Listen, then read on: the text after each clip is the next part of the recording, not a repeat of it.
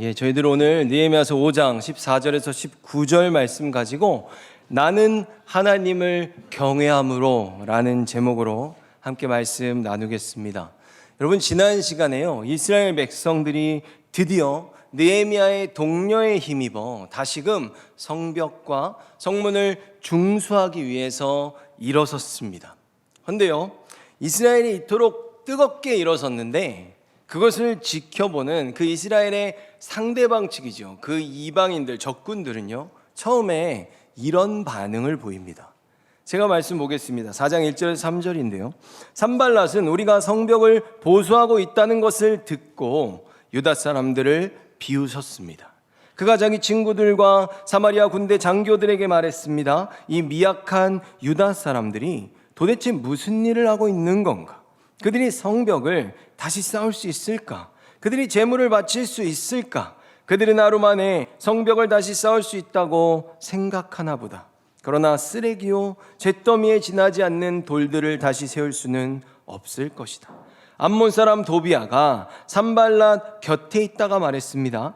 그들이 쌓고 있는 성벽은 여우 한 마리가 올라가더라도 무너지게 될 것입니다. 아멘.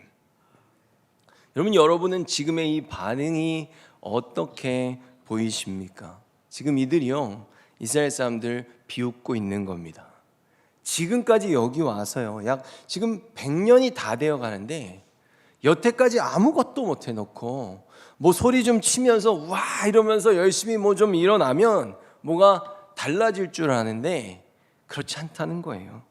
그들 나름대로 쟤네들은 처음부터 아예 뭘 할 수 있는 애들이 아니야 라는 그들 나름의 지금 그 확신을 갖고 있는 것입니다. 그들이 이렇게 자신한 데는요, 또 다른 이유가 있어요. 무엇입니까? 지금 느헤미야를 제외하고 그를 도울 만한 지도자들은요, 모두가 이미 그들에게 포섭된 상태였기 때문입니다. 그러니까 이렇게까지 말하잖아요. 저 성벽에 여우가 올라가도 무너진다 라고 말할 정도로 이들을 정말로 아주 우습게 여기는 것입니다. 근데요, 여러분, 이렇게 그냥 빈말처럼 한마디 하고 조롱한 것 같은데 이들의 이런 무시가요, 영향력을 행사하기 시작합니다. 왜 그럴까요? 여러분, 사람이요, 평생을 맞고 살잖아요. 그러면 손만 들어도 그 사람은 좌절하고 아무것도 못합니다. 무서워서. 근데 지금 이스라엘의 상태가 그렇다는 거예요. 이들이 용기를 내고 일어선 것 같지만 이들은 지금까지 계속해서 이런 삶을 살아온 백성들입니다. 그러니까 그냥 이들이 이렇게 조롱하는 말만 한마디 던지고 비웃었는데 자존심 상해하고 기분 나빠하는 게 아니라, 그래, 저들이 맞아, 내가 뭘 하겠어, 나 능력이 없잖아, 나 아무것도 할 수 없어, 그래 송충이는 솔잎을 먹고 살아야지, 이러면서 그들 가운데 이미 팽배했던 그 패배주의가 그 백성들을 덮어가기 시작합니다. 그때 느헤미야가요, 다시금 지도자다운 면모를 드러내게 됩니다. 4절을 보면요, 나 느헤미야가 기도드렸습니다. 우리의 하나님, 우리의 기도를 들어주십시오. 우리는 미움을 받고 있습니다. 산발랏과 도비아가 하는 욕이 그들에게 되돌아가게 해 주십시오. 아멘. 여러분, 저희들 느헤미야서를 시작할 때부터 저희들 느헤미야의 이런 모습을 지켜보았습니다. 무엇입니까? 바로 때마다 그 어려움의 순간마다 하나님께 간절히 기도하는 겁니다. 근데요, 여러분, 저희들이 느헤미야서를 보잖아요. 그럼 느헤미야가 이렇게 간간히 소소하게 기도하는 게 아무것도 아닌 것 같아도요, 느헤미야서를 진행해 갈 때 보면요, 문제가 일어나고요, 그 문제가 해결되고 그리고 그 다음으로 넘어가면 또 문제가 나타나고 그걸 해결하고 이러면서 그 전체적인 내용이 진행되어 가거든요. 근데 여기서 문제가 발생하고 문제가 해결되는 그 다음 단계로 넘어갈 때 그 중간에 결정적인 역할을 하는 게 이 중간중간에 느헤미야가 소소하게 드리는 바로 이 기도가 그 단락들을 넘어가는 그 기준이 되고 있음을 보고 있습니다. 그러면 느헤미야가 항상 기도를 하잖아요. 그러면 밑에 가서 조금 가면 몇 구절 안 돼서 하나님이 바로 응답을 하세요. 그걸 저희들이 이 느헤미야서에서 계속 보게 된다는 거죠. 근데요, 이 느헤미야는요, 이거 말고도 그가 보이는 모습에 또 다른 장점이 있습니다. 그것이 무엇이냐면 먼저는 저희들이 지금 이 상황이 벌어졌을 때요, 상대방이 이렇게 보여주는 한번 그들의 모습을 한번, 감정을 한번 살펴보기 원합니다. 4장 1절과 7절을 다시 보면요, 산발랏이 우리가 성을 건축한다함을 듣고 크게 분노하여, 7절에는요, 산발랏과 도비아와 아라비아 사람들과 암몬 사람들과 아스돗 사람들이 예루살렘 성이 중수되어 그 허물어진 틈이 메꾸어져 간다함을 듣고 심히 분노하여. 아멘. 여러분, 지금 느헤미야의 상대편에 서 있는 적군들을 보면요, 그들의 뜻대로, 뭔가 그들이 생각한 대로, 의도대로 잘 이루어지지 않을 때요, 이들은 분노합니다. 감정부터 드러내는 모습을 보여주고 있어요. 그래서 1절에 크게 분노했다, 7절에는 또 심히 분노했다. 이것은 아주 극한의 화를 내는 모습을 표현하고 있습니다. 그러니까 이들은 매사에 굉장히 감정적인 대응을 하고 있는 것이죠. 근데 여러분, 이 느헤미야서는요, 어떤 책인가 하면요, 느헤미야서는 저희가 성경을 이렇게 구분할 때요, 무슨 모세오경이나 이렇게 구분할 때 선지서라든지 이렇게 그 책의 특징으로 서신서라든지 이렇게 구분을 합니다. 근데 느헤미야서는요, 역사서입니다. 역사책인 거예요. 우리가 보면 이거는 역사책인 거예요. 그러니까 이스라엘의 국가적인 건축, 어떤 하나님의 크신 역사를 드러내는 역사서라는 거죠. 근데 이 느헤미야서가 역사서인데요, 그 안으로 우리가 들어가서 그 내용을 면밀히 살펴보면 너무나도 신기하게 그 역사의 현장 곳곳에 그 자리하고 있는 인물들의 그 소소한 얼굴의 표정들과 그 감정들을 굉장히 자세히 묘사하고 있습니다. 정말로 그런 것이요, 시작할 때도 보면 느헤미야는 이스라엘의 소식을 듣고 슬퍼하며 앉아서 울었다. 그 감정을 풍부하게 나타내고 있잖아요. 또 그가 아닥사스다 왕 앞에 서 있을 때도 얼굴에 수심이 보였고, 왕은 느헤미야에게 내 마음에 근심이 있도다 라고 말합니다. 그리고 그 표정을 들켰을 때 그 느헤미야가 어떤 마음을 갖습니까? 내가 크게 두려워하였다 라고 말하고 있어요. 지금 하나님의 그 크신 역사를 논하고 있고 역사서인데, 막상 우리가 그 안으로 들어가 보면 굉장히 많은 어떤 감정의 언어들이 이 책에 들어있다는 것입니다. 아닥사스다 왕에게 허락을 받을 때도 그래요. 느헤미야가 이렇게 말합니다. 왕이 좋게 여기시면, 그러니까 왕이 지금 기분 좋으면, 그렇죠? 마음에 들면 해주시옵소서라고 말하고, 허락이 떨어졌을 때 왕이 나를 좋게 여기시기로라고 말하고 있어요. 하나님의 모든 역사와 섭리가 있죠. 그러나 이것들이 억지로 넘어가는 것 아니고 분명히 겉으로 보면 굉장히 큰 역사인데요, 그 가운데 있는 그 순간순간 인물들이 갖고 있는 생각과 감정, 생각의 어떤 그런 변화들을 굉장히 풍부하게 이곳에서 함께 표현하고 있다는 것입니다. 그런데 이렇게 작은 감정 하나하나까지도 다 드러내는 책인데, 지금 막상 이 적들의 분노를 대할 때 느헤미야를 보면요, 느헤미야는 감정적으로 전혀 동요하지 않는 것을 보게 됩니다. 왜 그러냐는 것이죠. 우리는 느헤미야의 기도를 보면요, 느헤미야가 왜 그랬는지 금방 알 수 있습니다. 4장 5절을 보면요, 주 앞에서 그들의 악을 덮어두지 마시며 그들의 죄를 도말하지 마옵소서. 그들이 건축하는 자 앞에서 주를 노하시게 하였음이니이다 하고. 아멘. 어떻습니까? 느헤미야는 지금요, 분노하지 않거나 화가 안 난 게 아니에요. 근데 지금 느헤미야는 어떤 입장을 취하고 있냐면, 그들의 무례함과 비웃음 앞에서, 그들의 어떤 극한의 분노 앞에서 그 분노를 나의 분노가 아닌 하나님의 분노로 지금 말하고 있는 것입니다. 여러분, 저희들이요, 이런 종류의 기도와 이런 식의 대응하는 방법들을요, 시편에서 자주 보게 됩니다. 지금 이 느헤미야는, 여러분, 느헤미야 개인의 인생만 생각하면 어떻습니까? 느헤미야는 페르시아에서 가장 성공한 이스라엘 사람이에요. 그러니까 자기가 갖고 있는 재산, 어떤 자기의 위치에서요, 그냥 평생 동안 자기만 먹고 살아도 다 못 쓸 만큼 느헤미야는 잘난 사람이었다는 거예요. 잘 먹고 잘 살 수 있었죠. 근데 느헤미야는 지금 여기 왜 와 있습니까? 느헤미야가 왜 왕 앞에서 목숨 걸고 그 표정까지 어두워지는 그런 상황, 그리고 그거 들켰을 때 또 왕에게 굳이 요청해가지고 목숨 걸고 그 험난한 그 여정을 거쳐서 지금 여기 와서 저들이 자기 죽일라 그러는데 그 이 생명의 긴박한 상황 속에서 살아가고 있잖아요. 이 고생을 왜 하냐는 것이죠. 전부 다 주님의 영광을 위해서 그렇게 하는 거잖아요. 근데 여러분, 이 시편의 상당수를 기록하고 있는 다윗도 보면 그렇습니다. 자기만 그냥 잘 먹고 잘 살고 그냥 자기만 그냥 자기 삶 이렇게 살아내면 되는데, 만약에 그렇다면 다윗이 굳이 골리앗 앞에 설 필요가 없다는 거예요.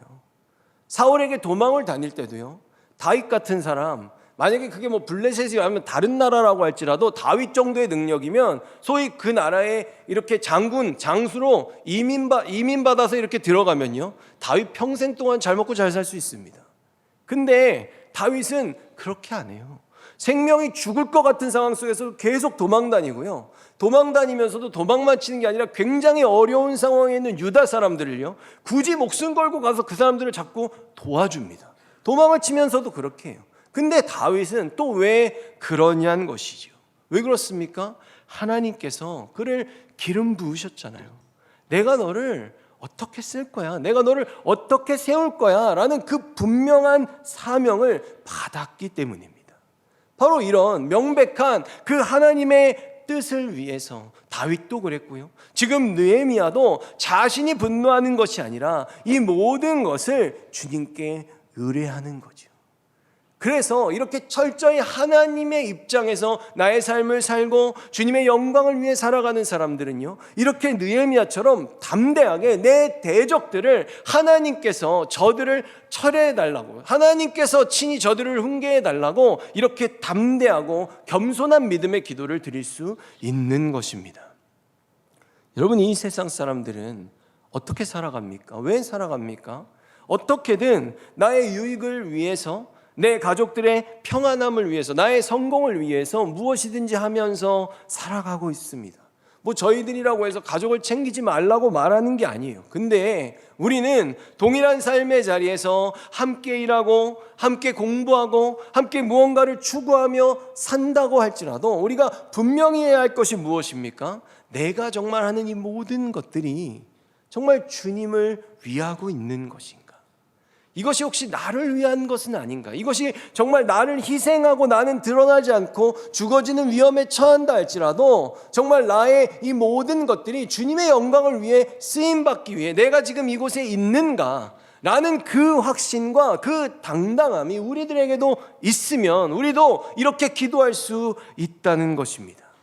여러분, 내가 계획하고 내가 행한다고 할지라도요, 우리의 발걸음을 인도하시는 분은 주님이세요. 그래서 우리가 정말 이 모든 것들이 주님의 영광을 위한 일이라면 우리도 느헤미야 같은 기도를 드릴 수 있을 것입니다. 그러니까 느헤미야의 기도는요, 지금 분명히 나를 도와달라는 기도가 맞아요. 그러나 자신을 도와달라는 기도가 아닙니다. 하나님 앞에서는 그렇다는 거예요. 왜 그렇습니까? 기준이 다르기 때문입니다. 이 기준이 어떤 기준일까요? 마태복음 6장 10절을 보면요, 뜻이 하늘에서 이루어진 것 같이 땅에서도 이루어지이다. 아멘. 여러분, 우리들은요, 하나님이 허락하신 삶을 살 때 잘 판단해야 됩니다. 그리고 기도를 할 때도요, 잘 생각해야 돼요. 이 느헤미야와 다윗의 어떤 이런 기도의 기준을 생각해야 됩니다. 어떤 기준입니까? 내가 내 뜻을, 이 땅의 뜻을 내가 지금 하늘로 올리려고 하고 있는가? 아니면 그 하늘의 뜻을 내가 받아서 진리의 말씀을 통해 성령께서 명백하게 깨닫게 하시는 그 하늘의 뜻을 내가 받아서 나의 삶으로 이 땅에서 펼치고자 하는가라는 바로 그 기준입니다. 여러분, 이렇게 열심을 내고요, 이렇게 기도를 해도 때로는 또 확신이 서지 않을 수 있어요.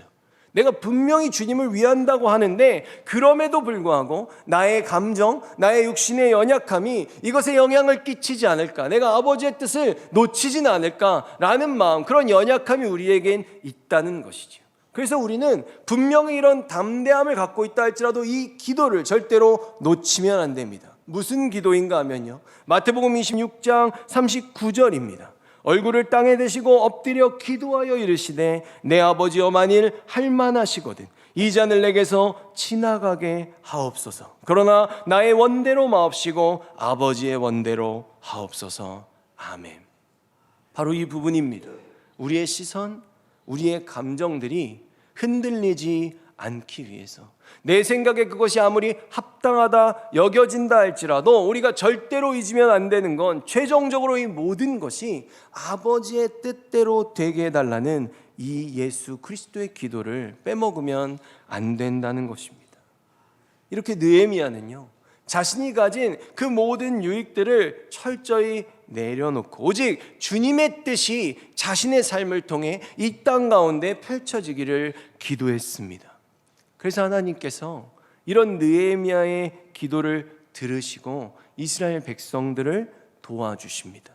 그래서 그 결과가 어떻게 되는지 보겠습니다. 6절을 보면요, 이에 우리가 성을 건축하여 전부가 연결되고, 성이 중간중간에 다 무너져 있었잖아요. 근데 그게 이제 전부 다 연결이 일단 됐다는 거예요. 그리고 높이가 절반에 이르렀으니, 여러분 지금 4장 6절밖에 안 됐습니다. 4장 1절에 일어섰잖아요. 근데 100년 동안 안 됐던 게 지금 1절에서 6절밖에 안 왔는데 벌써 절반의 높이가 이르렀다고 말하고 있는 것이죠. 그리고 이는 백성이 마음 들여 일을 하였음이니라. 아멘. 그냥 열심히 했다는 거 아니고요, 여기서도 또 그들의 마음 상태를 표현하고 있어요. 마음을 들였다. 이게 무슨 뜻이냐면요, 그들이 가진 최선의 열정을 이 성전 건축, 지금 성벽 중수에 보였다는 것입니다. 백성들 평소 같았으면 어땠을까요? 무서워서 벌벌 떨면서 아무것도 못했을 거예요. 근데 이런 자들이 지금 하나님께서 그 마음을 붙들어 주시니까 힘을 내어서 꿋꿋이 성벽을 건축해 나갑니다. 이렇게 이스라엘 성벽이요, 정말 말도 안 되는 신속한 속도로 올라갑니다. 그러니까 준공을 시작하자마자 원래는 상대방들이 못할 거라고 확신했는데 이 성벽이 벌써 절반을 올라간 거예요. 그러니까 적군들이요, 새로운 계획을 세우게 됩니다. 8절하고 11절을 보면요, 그들은 예루살렘에 해를 끼칠 궁리를 했습니다. 예루살렘에 와서 싸움을 걸고 혼란에 빠뜨릴 계획을 세운 겁니다. 우리의 원수들은 이렇게 말했습니다. 우리는 아무도 모르게 유다 사람들을 죽여버리고 그들이 하던 일을 그만두게 할 것이다. 아멘. 여러분, 처음에는 우습게 여겼어요. 말로만 겁을 줘도 당연히 안 할 거라고 생각했어요. 왜? 여태까지 그렇게 살아왔으니까. 근데 이들이 지금 성벽에 올라가는 속도를 보니까 이거는 그냥 장난이 아니에요. 그러니까 이들도 필사적으로 변하기 시작합니다. 두 번째 단계로 넘어가는, 좀 더 강하게 겁을 주기 위해서 뭡니까? 가서 그 중에 일부를 아주 잔인하게 사륙해서 죽이겠다는 거예요. 보통 저희가 원문을 보면 사륙한다는 아주 잔인한 단어를 쓰고 있는 것을 볼 수 있습니다. 그런 모습을 보면 굉장히 두려워할 거라는 그 예상을 하고 있는 거지요. 그런데 느헤미야는 이때 또다시 이것에 대처합니다. 어떻게 대처합니까? 9절과 12절 보겠습니다. 그래서 우리는 하나님께 기도드렸습니다. 또한 경비병을 세워 밤낮으로 지키게 했습니다. 원수들 가까이에 사는 유다 사람들이 와서 적들이 우리를 공격하려고 호시탐탐 기회를 노리고 있습니다 하고 10번이나 일러 주었습니다. 아멘. 여러분, 느헤미야가 또 어떻게 대처합니까? 느헤미야는 또 기도했습니다. 정말 느헤미야는요, 우리도 치열한 영적 전쟁 속에서 살아가고 있지 않습니까? 지금 느헤미야는 우리에게 보여주고 있어요. 그가 예상치 못한 어려움들이 끊임없이 찾아오고 있잖아요. 그때마다 우리가 그것들을 어떻게 대응해야 되는지, 그것들을 어떻게 해결하며 우리가 살아가야 되는지에 대해서 지금 느헤미야가 그 모범을 보여주고 있다는 것입니다. 그러면서 유다 사람들이요, 겁을 내지 않고요, 그들의 어떤 공격의 계략들이 계속 세워질 거 아니에요. 그걸 지금 10번이나 알려줬다는 거예요. 어떤 상황입니까? 움직임과 계략, 그 계획들이요, 하나님의 역사를 통해 계속 들킨 거예요. 10번이나 말해줬다는 건 10번이나 실패했다는 뜻이랑 같은 것이기 때문입니다. 13절을 보면요, 내가 성벽 뒤에 낮고 넓은 곳에 백성이 그들의 종족을 따라 칼과 창과 활을 가지고 서 있게 하고. 아멘. 여러분, 몰래 뒤에서 공격하기 좋은 데가 어디입니까? 되도록 낮은 데, 되도록 넓은 지역, 그런 데는 방비하기가 어렵잖아요. 그런 데로 이들이 몰래 치고 들어오는 계획들을 계속 알려주는 거예요. 오늘 밤에 어디로 온다, 내일은 어디로 언제 온다. 그래서 그것들을 느헤미야가 어떻게 한 거예요? 이렇게 다 세우고 철저히 방비해서 전부 다 막아낸 것입니다. 15절에 보면요, 원수들은 자기들의 계획이 탄로났다는 것을 알게 되었습니다. 하나님께서 그들의 계획을 헛되게 하셨습니다. 아멘. 이렇게 적들의 모든 계획이 다 수포로 돌아갔습니다. 그런데 지금 느헤미야가요, 여러분 이 모든 상황들을 맨 마지막에 어떻게 평가하는지를 보세요. 느헤미야는 이렇게 평가하고 있어요. 하나님께서 그들의 계획을 헛되이 하셨습니다. 여러분, 우리가요 하나님께 어려움에 기도를 하죠. 하나님께 역사하십니다. 그래서 이루어져요. 이루어지고 나서 평안해지잖아요. 그럼 사람들이 우리한테 물어요. 그걸 어떻게 그렇게 했어? 이렇게 물어요. 그럼 처음에 하나님이 하셨지 이러지만 자꾸 물으면, 자꾸 대답하다 보면 나도 모르게 그렇게 해서 이렇게 기도해야지, 이런 방법이 있어, 1번 2번 이러면서 자신들을 드러내기 마련입니다. 근데 느헤미야는요, 지금 굉장히 큰 역사잖아요. 느헤미야는 충분히 자랑할 만큼 사실 노력을 기울였거든요. 그런데도 느헤미야는 그 모든 것의 끝에 하나님을 드러내고, 아니 주님만 드러내기를 지금 서슴지 않고 있다는 것입니다. 그러면 이들이 정말로 아무것도 안 했는가? 라고 하면 그렇지 않아요. 16절에서 18절을 보면요, 절반은 일하고 절반은 갑옷을 입고 창과 방패와 활을 가졌고, 민장은 유다 온 족속의 뒤에 있었으며 성을 건축하는 자와 짐을 나르는 자는 다 각각 한 손으로 일을 하며 한 손에는 병기를 잡았는데, 건축하는 자는 각각 허리에 칼을 차고 건축하며 나팔 부는 자는 내 곁에 섰었느니라. 아멘. 여러분, 저희들도 일을 해보면 아는데요, 이게 한 손에 뭘 들고 다른 손으로 뭘 하는 거 굉장히 쉽지 않습니다. 이거 아주 힘들고 귀찮은 일이에요. 그런데 느헤미야가 어떻게 했냐면요, 4장 22절 보면요, 그때 내가 또 백성에게 말하기를 사람마다 예루살렘 안에서 잘지니 밤에는 우리를 위하여 파수하겠고 낮에는 일하리라 하고. 아멘. 이거 얼마나 피곤했을까요? 낮에는 일을 하고, 이거 그냥 일 아니고 건축일 하는 거잖아요. 일을 하고 밤에는 지금 굉장히 넓은 지역이 아니라 예루살렘에 그 이스라엘 백성들이 자고 있는 진영이 있을 거 아니에요. 여성들과 아이들이 있지 않겠습니까? 그 진영 가운데로 들어와서 거기서는 밤을 새면서 보초를 섰다는 겁니다. 왜냐하면 잠시라도 한눈을 팔면 칼과 창을 들고 그들이 달려와서 이들을 죽이려고 하는 그런 긴장감 속에 있었기 때문이죠. 그리고 아직 그 성벽들이 다 완공된 게 아니잖아요. 여전히 그들이 들어올 수 있는 상황이었기 때문입니다. 근데 이뿐만이 아닙니다. 23절을 보면요, 나나 내 형제들이나 종자들이나 나를 따라 파수하는 사람들이나 우리가 다 우리의 옷을 벗지 아니하였으며 물을 기르러 갈 때도 각각 병기를 잡았느니라. 아멘. 아예 옷을 벗지 않았다는 것, 항상 깨어 있었다, 항상 싸울 태세를 갖추고 있었다는 것이죠. 물을 뜨러 갈 때도 그랬다. 이게 왜 그러냐면요, 이들의 일상생활 속에서요, 물을 뜨러 갈 때가 시간 제일 많을 때예요. 그러니까 가장 하루에 여유로울 때 이들은 물을 비축한다는 것이죠. 근데 그런 시간에도 이들은 절대로 긴장을 늦추지 않았다는 것입니다. 이들은 하나님께 기도했고요, 하나님께서 이들을 분명히 도와주셨는데요, 그럼에도 불구하고 이들은 그들이 할 수 있는 최선으로 그들이 맡은 바 감당해야 할 일들을 감당해 나갔다는 것입니다. 그러면서도 느헤미야는 또 마지막에 이렇게 고백합니다. 20절에 우리 하나님이 우리를 위하여 싸우시리라. 아멘. 여러분 어떻습니까?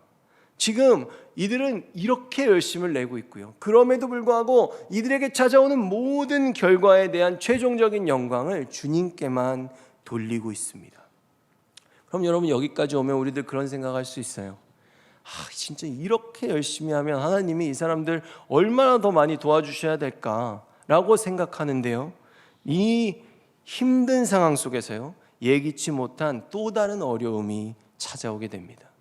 느헤미야서 5장으로 가보면요, 5장 1절에서 4절을 보면요, 그때 백성들이 그들의 아내와 함께 크게 부르짖어 그들의 형제인 유다 사람들을 원망하는데, 지금 또 다른 문제가 발생하니까 이들이 드디어 다시 원망하기 시작합니다. 어떤 사람은 말하기를 우리와 우리 자녀가 많으니 양식을 얻어먹고 살아야 하겠다 하고, 어떤 사람은 말하기를 우리가 밭과 포도원과 집이라도 저당 잡히고 이 흉년의 곡식을 얻자 하고, 어떤 사람은 말하기를 우리는 밭과 포도원으로 돈을 빚내서 왕에게 세금을 바쳤도다. 아멘. 뭐냐면 엎친 데 덮친 격으로 흉년이 들었습니다. 하늘도 무심하시지, 그렇지 않습니까? 이렇게 하나님의 영광을 위해서 열심을 내서 사는데 어떻게 이러실 수가 있는 겁니까? 이들이 떠나는 거예요. 더 이상 못하겠다.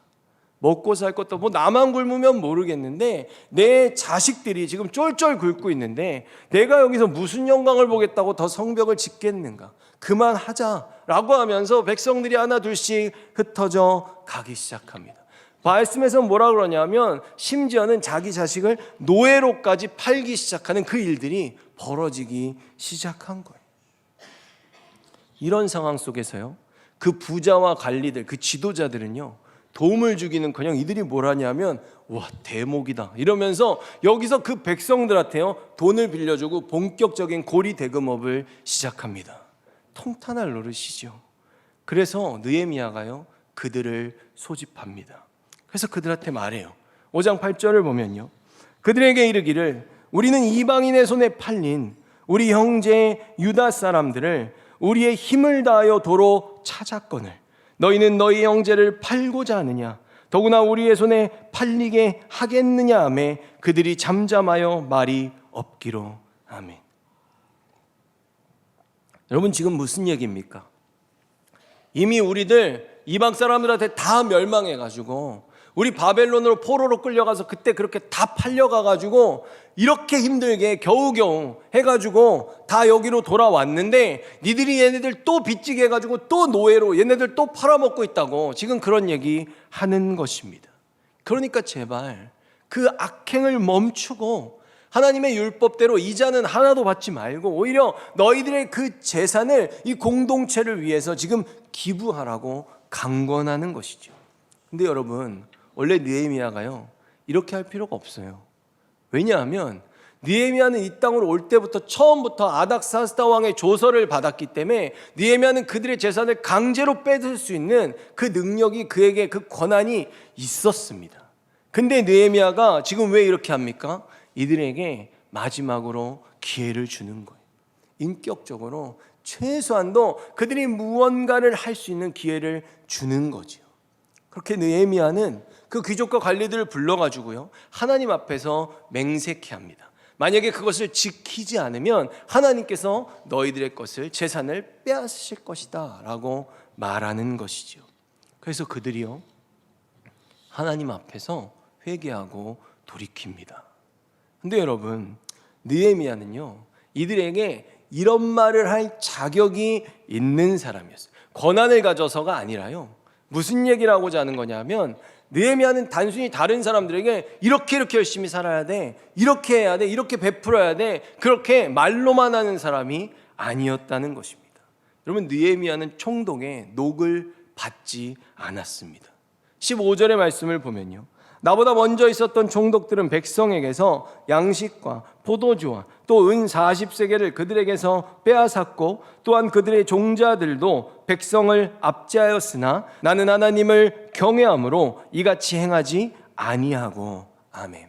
여러분, 저희들이 여기서 생각해야 될 것이 뭐냐면요, 느헤미야가 총독으로서 녹을 받지 않았다는 게 페르시아에서 주는 녹을 안 받았다는 뜻이 아니에요. 이때 녹을 받는 방식이 지금 다릅니다. 우리들이 볼 수 있는 거예요. 총독은 자신의 녹을 어떻게 받습니까? 그 지역에 있는 백성들한테 나한테 원래 배정된 만큼 강제로 뺏어올 수 있는 권한을 부여받았던 거죠. 근데 느헤미야는 그것을 하지 않은 겁니다. 언제부터 안 했다고 말합니까? 14절에 보면요, 유다 땅 총독으로 세움을 받은 때 곧 아닥사스다 왕 제20년부터 제32년까지 12년 동안은 총독의 녹을 먹지 아니하였느니라. 아멘. 여러분, 이 12년이 바로 느헤미야가 처음 세움을 받고요, 마지막까지 총독의 일을 감당했던 그의 재임 기간 전체입니다. 그러니까 느헤미야는 단 한 번도 녹봉을 받지 않은 거예요. 그러면서 이 모든 거에 대한 이유를 뭐라고 말합니까? 나는 하나님을 경외함으로. 오늘 말씀의 제목이지 않습니까? 여러분, 하나님의 사람들은요, 세상에서 같이 사는 것 같지만 그렇지 않아요. 우리는 다른 방식으로 우리의 삶을 살아갑니다. 지금 이 느헤미야는요, 또 여기서 멈추지도 않아요. 무슨 뜻이냐면요, 그는 이스라엘 백성들이 지금 가난하고 힘들잖아요. 그러니까 그들을 먹여 살리기 위해서 느헤미야가 페르시아에서부터 갖고 있었던 그의 전 재산을 이들에게 계속해서 나눠줍니다. 한 번이 아니라 그가 있는 12년 동안 계속 그렇게 살았어요. 이러한 연유로 백성들이 그를 더 신뢰할 수 있었고요, 정말로 힘든 상황이었지만 느헤미야의 이런 자기희생, 엄청난 노력이죠. 이것을 통해서 성벽 건축 공사는 단 한 번도 멈추지 않았습니다. 여러분, 사실 흉년이 들었을 때 여러분 같으면 어떻게 하셨겠어요? 이스라엘 백성들 하나님을 원망하지 않았을까요? 왜 지금 이 순간에 흉년이 드는가? 라는 것이 분명히 하나님 핑계로 돌려졌을 것입니다. 근데요, 하나님이 어떻게 하셨습니까? 하나님은 이 흉년을 통해서요, 지금껏 손을 놓고 이방 세력들과 결탁하면서 악행을 일삼았던 그 귀족과 관리들을 회개시키셨습니다. 그들을 바꾸셨어요. 그들을 민족 가운데로 편입시키신 거죠. 또한 느헤미야가 이렇게 자기 희생을 이런 때 더 보여주니까 더 두드러지잖아요. 백성들 전체가 이 느헤미야를 중심으로 더 똘똘 뭉치는 그 도구로 이 고난을 사용하셨다는 것입니다. 이 고난 가운데, 이 어려움 가운데, 그럼에도 불구하고 하나님의 역사를 이어가는 가운데 이 느헤미야가 어떤 존재가 된 겁니까? 그들에게 주신 하나님의 위로가 된 거예요. 느헤미야가 여호와의 위로라는 그 이름의 뜻을 가지고 있습니다. 요한복음 12장 24절에서 26절을 보면요, 내가 너희에게 진리를 말한다. 밀알이 땅에 떨어져 죽지 않으면 한 알 그대로 있지만 죽으면 많은 열매를 맺는 법이다. 자기 목숨을 사랑하는 사람은 목숨을 잃을 것이지만 이 세상에서 자기 목숨을 미워하는 사람은 영원히 목숨을 보존할 것이다. 누구든지 나를 섬기려면 나를 따르라. 내가 있는 곳에 나를 섬기는 사람도 있을 것이다. 나를 섬기는 사람은 내 아버지께서 높이실 것이다. 아멘. 여러분, 하나님을 경외한다는 게 무엇입니까? 이 경외라는 거 단어의 뜻으로만 보면요, 하나님을 정말로 두려워하고요, 최고의 존경심으로 그분을 존경하는 것입니다. 근데요, 이 경외함이라는 건요, 머리로만 말로만 하는 게 아니라요, 우리의 삶으로 그 경외함을 증명해 내는 것입니다. 내가 하나님의 정말 그 말씀을 순종하기 위해서 내 모든 것들을 동원하고 내 자신이 가진 어떤 인간적인 요소들을 다 내려놓고 가장 적극적인 행함으로 우리 하나님을 경외하며 살아가는 그 삶으로 우리가 하나님 경외함을요, 증명하는 것입니다. 18절과 19절의 말씀을 보면요, 그들을 먹여 살리기 위해 나는 총독이 되면 당연히 받아야 할 음식을 한 번도 달라고 하지 않았습니다. 그렇게 한 까닭은 백성들의 짐이 너무 크다는 것을 알고 있었기 때문입니다. 내 하나님이여, 내가 이 백성을 위하여 행한 모든 일을 기억하사 내게 은혜를 베푸시옵소서. 아멘. 느헤미야는 지금 또 기도하고 있어요. 자기가 제일 많이 희생하고 있는데 느헤미야는 기도도 제일 열심히 하고 있습니다. 근데 여러분, 지금 이 19절의 느헤미야의 기도가요, 한마디로 얘기하면 무슨 뜻이냐면요, 내가 가진 거 다 썼으니까 하나님 나한테 좀 더 많이 채워주세요라는 기도예요. 많이 달라는 기도입니다. 여러분, 이게 세상적인 기도입니까? 나쁜 기도입니까? 그렇지 않습니다. 느헤미야가 지금 왜 이렇게 기도하고 있냐면요, 그가 가진 재산에 한계가 있기 때문에. 백성들은 계속 먹어야 되는데, 그리고 하나님의 성벽은 아직도 더 지어져야 되는데 자기가 가진 재산에는 지금 끝이 보이는 거지요. 그래서 나에게 은혜를 베푸셔서 내가 지금 이들에게 계속해서 양식을 공급할 수 있도록 나를 도와달라는 것입니다. 여러분, 만약에 여러분이 하나님이시면 느헤미야가 이 기도를 했을 때 여러분 어떻게 하시겠어요? 도와주시겠습니까? 아니면 안 도와주시겠습니까? 여러분, 우리의 생명의 주인은요, 하나님이십니다. 여러분, 하나님이 우리를 정말로 구원하고 싶으시면, 제가 늘 말하잖아요, 내가 예수 그리스도를 딱 믿었을 때 나를 데려가시면 100% 구원이에요. 가장 좋은 거예요. 그때 딱 죽어야. 근데 왜 예수님 믿었는데 우리들 아직도 이렇게 막 어쩔 땐 흔들리고요, 어쩔 땐 막 하나님 원망하고 이렇게 살게 왜 우리들 내버려 두십니까? 그때 믿음 제일 뜨거웠을 때 나 데려가시지. 하나님이 우리를 사용하시기 원하기 때문입니다.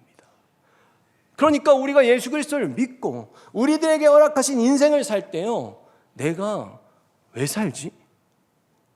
나는 오늘은 또 무엇을 위해 살아야 하지? 이것에 대해서 우리가 생각을 하고 살아야 된다는 것입니다. 그렇게 했을 때 우리들에게 또 오늘 하루를 허락하신 이유는요, 우리가 주님의 그 영광을 위해 살아갈 수 있도록 우리에게 허락해 주신 놀라운 기회이고 선물이 될 수 있는 것입니다. 여러분, 저희들도요, 나는 하나님을 경외함으로 라는 이 고백을 드릴 수 있길 원합니다. 하나님의 미랄이 땅에 떨어져서 죽어지면 많은 열매를 맺는다. 여러분, 이것은 당연히 1차적으로는 예수님을 말씀하시는 거 아니겠습니까? 예수님의 그 죽음을 통해 우리가 모두 구원받았으니 말이죠. 그러나 우리가 예수 그리스도를 닮은 하나님의 형상자들로서 그 주님의 그 발걸음을 밟으며 걸어갈 때, 지금 느헤미야가 이런 기도를 할 때 하나님이 어때요? 도와주고 싶다는 거예요. 이런 기도를 드려야 우리가 하나님의 보좌로 움직일 수 있다는 겁니다. 앉아만 못 있는 거예요. 스데반이 죽을 때처럼 일어나서 스데반을 지켜보시는 것처럼 우리를 도와주지 않고는 도저히 버틸 수 없는 그런 마음이 하나님에게 들만한 그런 인생과 그런 기도를 우리가 드려야 하지 않겠습니까? 하나님이 정말로 보좌에서 일어서실 만큼, 그래서 그 하나님의 경외함이 하늘에까지 닿아서 하나님이 우리를 돕지 않고는 참으실 수 없는 그렇게 멋지고 복된 인생으로 나아가는 저희들 되기를 예수 그리스도의 이름으로 축원합니다.